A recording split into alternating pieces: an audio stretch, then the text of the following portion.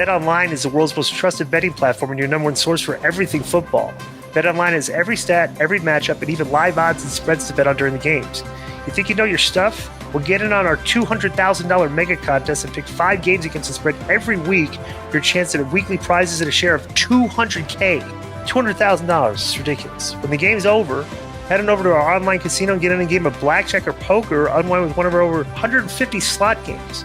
Head to the website today to get in the action. Bet online. The game starts here. So they recap the Braun Breaker, the Bronson Reed thing, and then they interviewed Braun Strowman. And he said he was working last week. Working last week didn't help his injuries. He said a wounded monster is even more dangerous. Bro, this is how bad. Okay, I watched this on Hulu. I didn't see any of the Braun Breaker stuff on Hulu.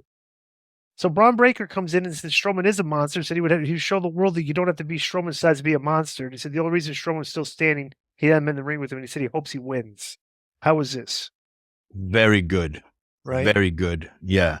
And, Strowman's much bigger, but Breaker just looks very credible. You know what I'm saying? And very believable. Like, he's a badass. He knows he is. He even says it in one of the promos. Right. And I love the fact that I know you're going to get to it, that they do a thread with Breaker with everybody that's going to be in the match. And I missed it. None of that was on Hulu. How about that? And they were all good, bro. Right. That's a shame that I missed all that. Maybe I'll go back and watch it. Okay, and this is why they run such a good creative run. No matter where you are on the card, it seems like you always get, at some point, a good little run of a couple months on TV where you're either really over or got good heat on you. Let me give you some examples. Chad Gable. Truth. They did it with Dominic, and Dominic clicked. Bro, it's like a lot of mid-card guys on the show get Bronson Reed now. It's like if you like they intertwine storylines and you connect with the story, and it's like all of a sudden you got your character's getting good heat or it's getting good pops. So very interesting the way that works, huh? When you have people that kind of like have creative minds and they know what they're doing.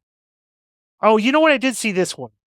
So Braun Breaker was about to say he didn't know what to think of Pete Dunne when he was called Butch, but Dunne stopped him. Dunne said he would beat Trick Williams and then win the NXT title and become a double champion, beating Breaker for the Intercontinental title. Breaker dropped a line about the dogs barking loudly in Canada and wished Dunne good luck, and Sheamus showed up and attacked Dunne until security intervened just long enough to get Dunne away. What did you think of this? Another good promo. And the moment he said, "I hear dogs barking," guess what happened? People started to bark. Right. Yeah, because they can turn him like that. Yeah. Yeah. This did not make it to Hulu, but I like the verbiage here that I'm reading. Yeah, Ilya Dragunov was interviewed in the backstage area by Jackie Redmond. Dragunov credited Priest and Rhea Ripley for giving him a fair shot in his qualifying match because they fought off Judgment Day. And Dragunov brought up having unfinished business with Breaker, who showed up and said they don't have unfinished business because he already beat him. Breaker said he could beat him again. And Jey Uso walked the picture and glared at Breaker, and Jay walked away and spoke to the camera, beat him in your city, then called for his music to play for you. I like that line by Braun Breaker. He says, "We don't have any unfinished business. I already beat you." That makes perfect sense, correct? Right. Yeah.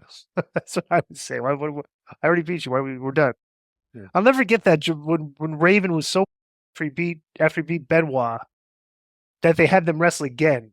And Raven just was fighting tooth and nail with Kevin Sullivan that he should move on to his next angle because he beat him clean already. Right.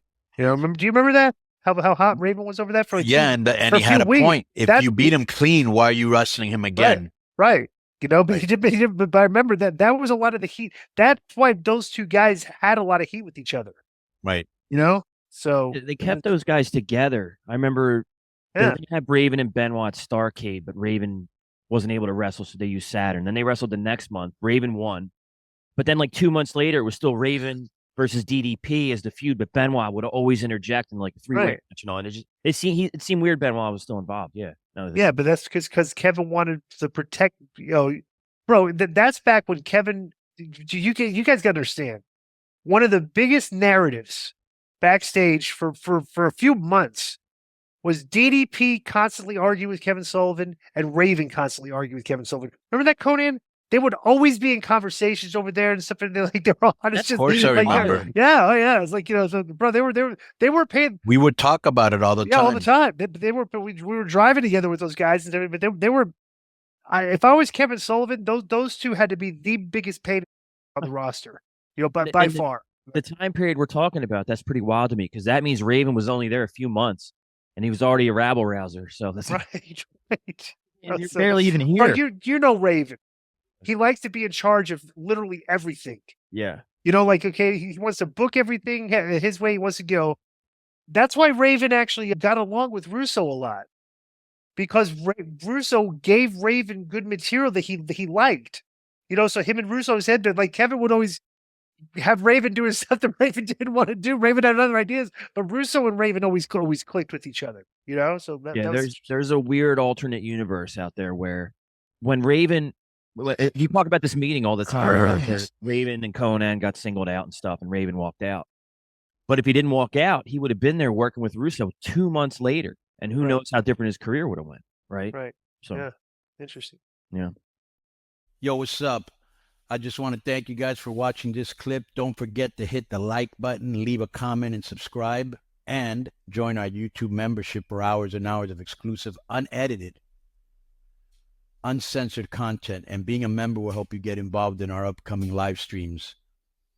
Thank you for your support. Thank you for riding with us. I know you got a lot of other podcast choices, be it wrestling or other ones. And thank you for picking us. Boom.